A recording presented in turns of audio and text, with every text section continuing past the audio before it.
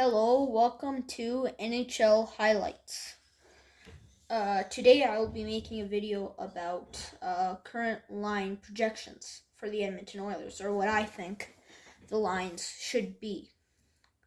For first line, I have Leon Draisaitl, Connor McDavid, and Jesse Puljujarvi. Now that the Oilers have signed Zach Hyman, I think that maybe he could play second line center, and Leon Draisaitl can move on the first line, and we could have the McDavid-Draisaitl duo all the time without weakening the roster. And Jesse Puljujarvi, hopefully he can play good on the first line like he did last year. On the second line, I have Ryan Nugent-Hopkins, Zach Hyman, and Kailer Yamamoto. Ryan Nugent-Hopkins, we all expect him to be on the second line. Zach Hyman, I think, can play on the second line pretty well and can be that Draisaitl to the second line. Obviously, he isn't going to be as good as Draisaitl, but I think he could make the team better. The team could be better with the duo playing with each other, and you still have a decent player playing on the second line center. Then you got Kailer Yamamoto. I think he should get a chance on the top six this year. At least to start the year, he should get a chance on the top six. Obviously, he needs to be signed, but talks are going positive right now, so it looks like that'll happen.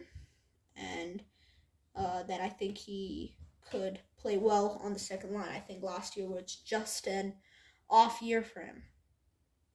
Then on third line, we've got Warren Foegele, Derek Ryan, Josh Archibald.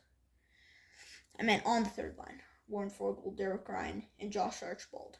I think Warren Foegele was a good addition. Can play on that third line. Probably should play on the third line.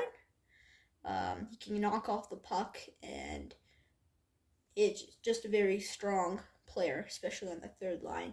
Derek Ryan, a new addition, good on the faceoffs. I think he'll be good in the center position, and can help the team win more faceoffs. And Josh Archibald on the third line still. Pretty much the same place where he was last year. I think he could definitely deliver a little bit of a scoring touch. You've got everything on that line. You've got a little bit of physicality, getting the puck off. You've got face-offs, and you've got a little bit of scoring touch in Josh Archibald. He had two 12-goal seasons with Arizona and Edmonton in 2019 and 2020. On the fourth line, we have Devin Shore, Ryan McLeod, and Colton Xavier. Devin Shore, strong, pretty good. I think he was just a decent depth addition on the fourth line. And then you got Ryan McLeod, prospect, could play well.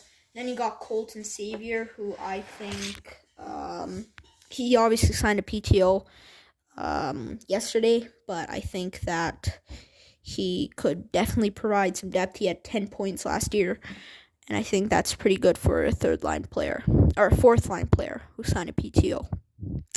So that fourth line is looking pretty good offensively, or at least it does look pretty good offensively for a fourth line. And now on to defense. We have got Darnell Nurse and Tyson Barrie. Same pairing as last year. Played really well.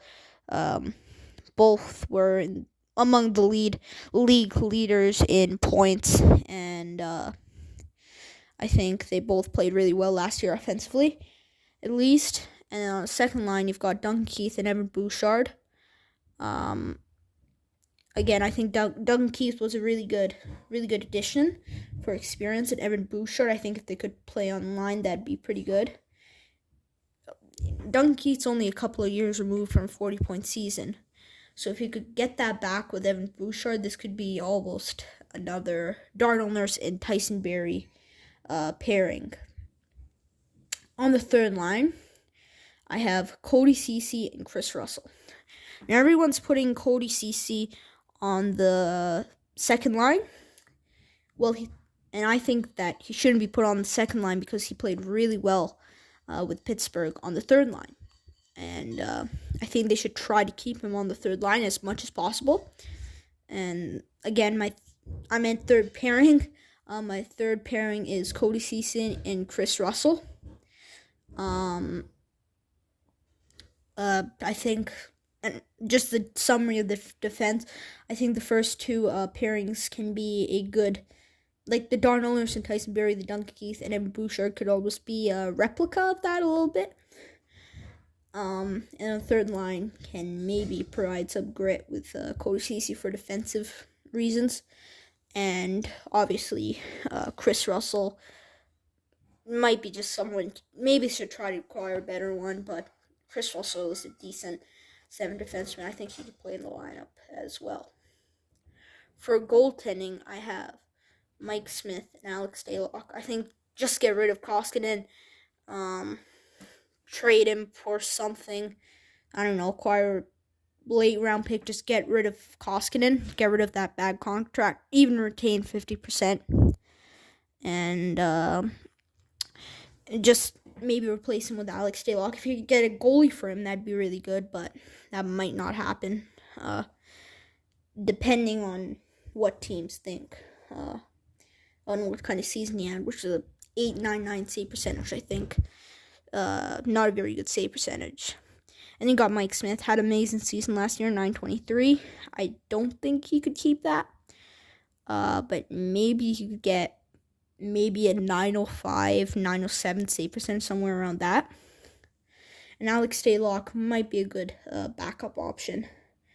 Maybe get somewhere between a 900 to a 905. So not a very good goaltending tandem, but they are over in the 900 save percentage, which is okay.